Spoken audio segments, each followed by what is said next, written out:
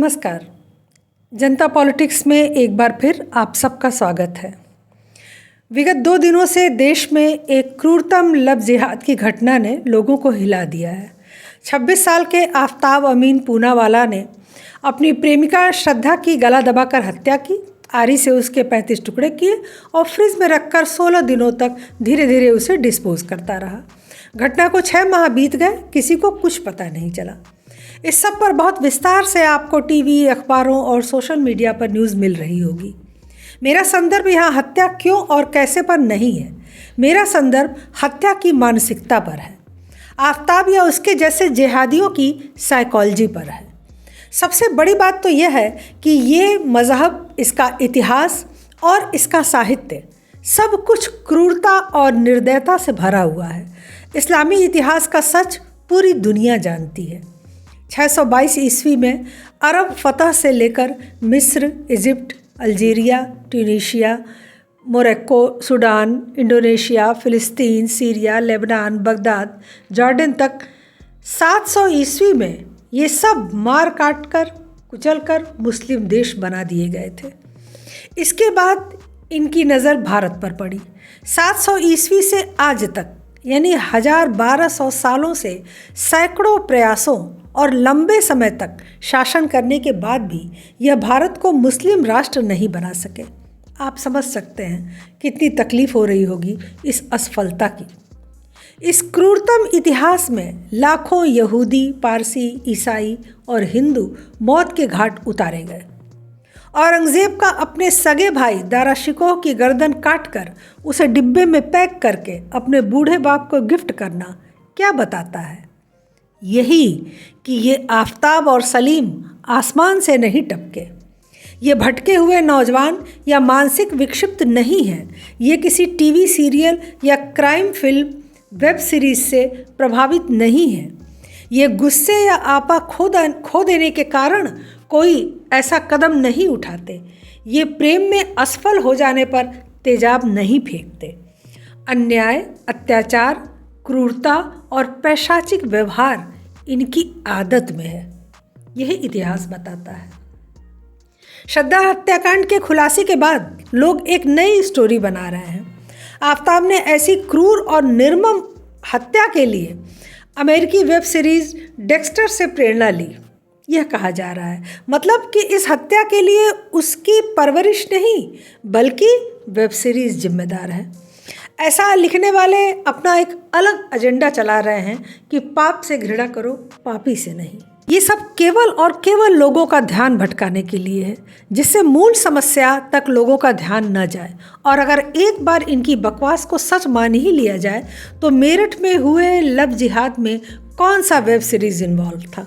जब एकता देशवाल को शाकिब ने अपने जाल में फंसाया और इस्लाम न कबूलने पर घर वालों के साथ मिलकर उसकी हत्या कर दी। उसका वो हाथ काट कर अलग कर दिया जिस पर एकता ने उसका नाम गुदवाया था, जिससे वो पकड़ा न जा सके। मेरठ में ही शमशाद ने फेसबुक के जरिए प्रिया से दोस्ती की, नाम बदलकर अपना अमित रखा। तलाकशुदा प्रिया और उसकी 10 साल की बेटी के साथ वो रहने लगा। सच पता चलने पर उन दोनों को जब परेशानी हुई, उसने ऑब्जेक्शन किया तो माँ और बेटी दोनों को मारकर अपने ही घर में ज़मीन खोदकर उसने गाड़ दिया और वहाँ सोफ़ा लगाकर आराम से रहने लगा। ये अगर आफ्ताब को वेब सीरीज़ ने जल्लाद बनाया तो शाकिब और शमशाद को या सलीम और अरमान को किस सीरियल ने प्रेरणा दी? क्यों ये प्रेरणा सिर्फ हिंदू लड़कियों की हत्या के लिए आती है? कभी किसी मुस्लिम औरत या लड़की को ऐसे मारने की प्रेरणा वेब सीरीज़ से क्यों नहीं मिलती? उन्हें काटना और घर में गाड़ देना आसान है, लेकिन ऐसी एक भी घटना आज तक नहीं मिली। उनसे झगड़ा होने पर उन्हें तलाक दिया जाता है, लेकिन हिंदू लड़कियों से झगड़ा होने पर उन्हें टुकड़ों में काट दिया जाता है। अब तक 12 लड़कियां केवल सूटकेस में पैक हो चुकी हैं। जी हाँ, लव जिहाद के चक्कर में अब फ्रिज आया है। देखिए कितनी लड़कियां इसमें ठंडी होती हैं।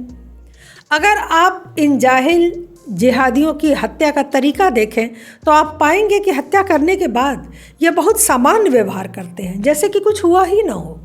वहीं उठना बैठना, खाना पीना, आराम से ज़िंदगी बिताना।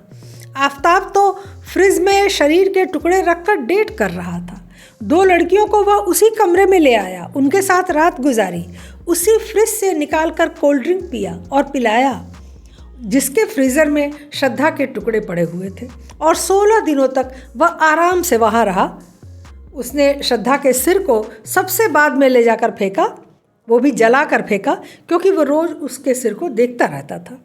ऐसा वहशियाना व्यवहार, ऐसा पागलपन और क्रूरता, क्या ऐसा घिनौना कृत्य सिर्फ वही कर सकता है जिसके खून में दरिंदगी हो, जिसका पालन पोषण उस ढंग से हुआ हो, जिसका पालन पोषण जीव जंतुओं को काटने मारने और खून बहाने से हुआ हो, जिसने बचपन से यह शिक्षा ग्रहण की हो कि दीन के लिए कुछ भी करो सब चलेगा, जो पशुओं के ज़िबह के तौर तरीके इंसानों पर अमल में लाए, उसे आप क्या कहेंगे?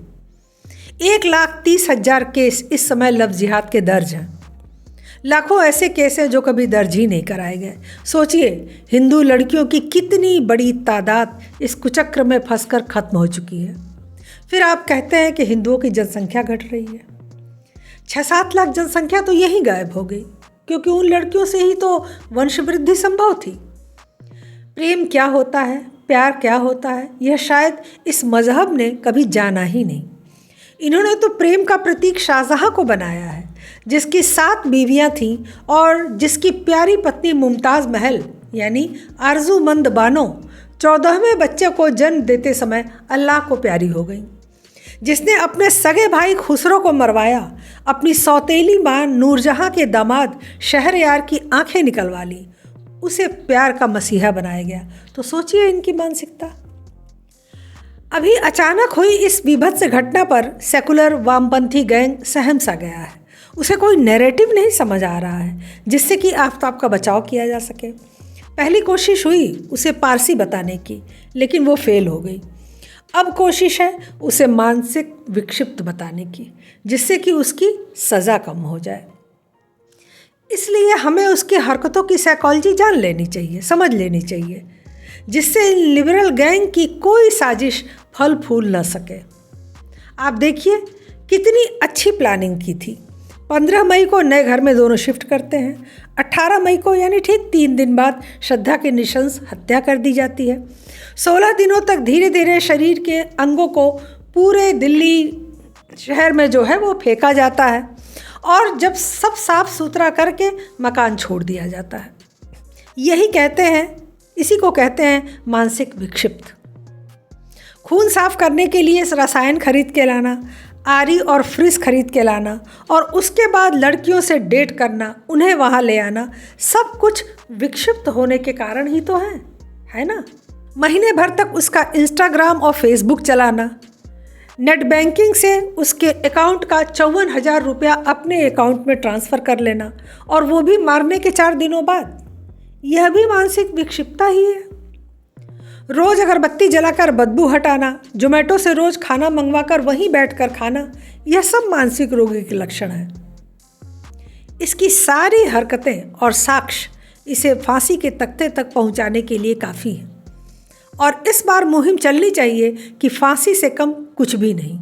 अगर फांसी नहीं हुई तो फ्रिज की बिक्री भी बढ़ेगी, जैसे सूटकेस की बढ़ी थी। मुझे तरस आता है उन लड़कियों पर जो सचमुच मानसिक विक्षिप्त हैं। कैसे किसी जिहादी के प्रेम में वो फंस जाती हैं, कैसे उसके यातना देने के बाद, झगड़ा करने के बाद भी वो उससे चिपकी रहती हैं, और अंत में जब टुकड़ों में कट जाती हैं तो उन्हें सुकून मिल जाता है। आफताब की श्रद्धा से पहले 4 गर्लफ्रेंड थी। निसंदेह चारों हिंदू थी। अदिति मेहता, खुशबू, अदिति गांधी और मानसी लोकेरे। इन सब की फ़ोटो आज भी फेसबुक पर उसके लगी हुई है।